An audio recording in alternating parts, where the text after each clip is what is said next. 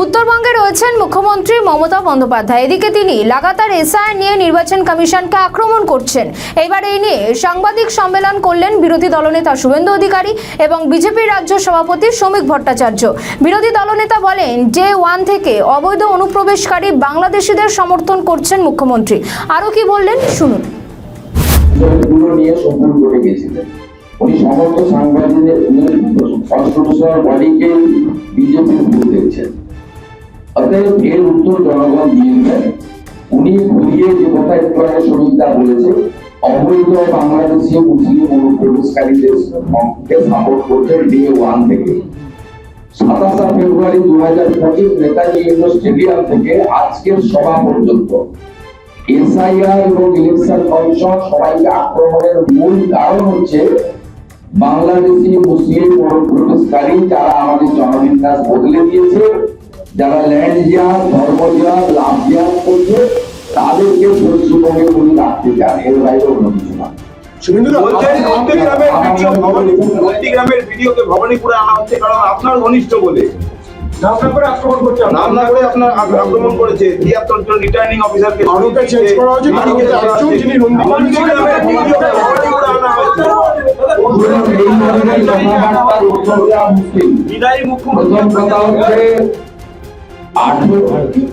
প্রত্যেকটা আরো বা ইত্যাদি যা চেঞ্জ হয়েছে ইলেকশন কমিশন করেছে, তাদের মধ্যে 80% 2011 সালের পর থেকে মুখ্যমন্ত্রীর নেতৃত্বে প্রশাসনে কাজ করেছে। এমন আরো নামও আমি বলে দিতে পারি যারা মমতা বন্দ্যোপাধ্যায়ের বিভিন্ন মন্ত্রীদের পিএস হিসেবে কাজ করেছে।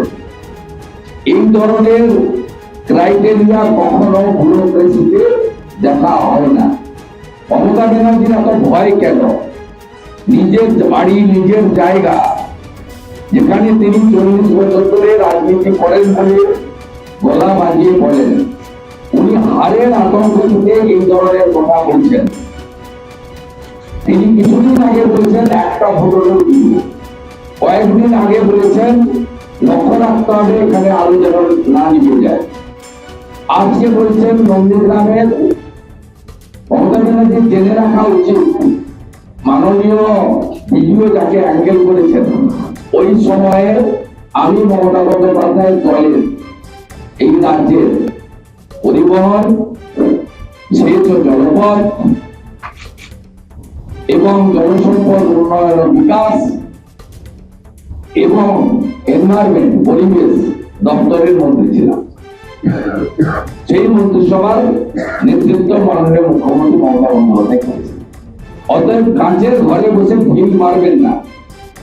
তাহলে আগামীকালও আমি এমন লিস্ট প্রকাশ করব যারা সিওমতে ওএসডি হিসেবে কাজ করেছেন মুখ্যমন্ত্রীর সাথে, তারা অন্তত 5টি জেলার ডিও হিসেবে কাজ করছেন, ডিস্ট্রিক্ট ইলেকট্রাল রেজিস্ট্রেশন অফিসার বা ডিস্ট্রিক্ট ইলেকশন অফিসার কাজ করেছেন। এগুলো হয় না। মমতা বন্দ্যোপাধ্যায় হারবেন, বিজেপি জিতবেন। ভবানীপুর বিজেপির জায়গা, তথাগত 2014 সালে লিড দিয়েছিলেন। মমতা ব্যানার্জি এবারে চুরি করতে পারবেন না। 3 দফাতে 51,000 নাম বাদ গেছে। প্রথমে 45,000, পরে 2,000, এক জুটি কেটে 4,000 প্রায়। এই 51,000 ভুয়া ভোটের মালিক ছিলেন মমতা ব্যানার্জি। ব্যাপারটাও জানি, যন্ত্রণাটাও জানি। বুঝতে পারছেন আগামীতে কি হবে, যেটা শ্রমিকরা বারে বারে বলেন তৃণমূল গেছে, তৃণমূল চলে গেছে। ওটা পৃথিবীর কোনো শক্তি, কোনো মেডিসিন নেই। এই ঘুমাতে চলে যাওয়া, একেবারে ঘুমাতে চলে যাওয়া তৃণমূলকে পুনর্জীবিত করে।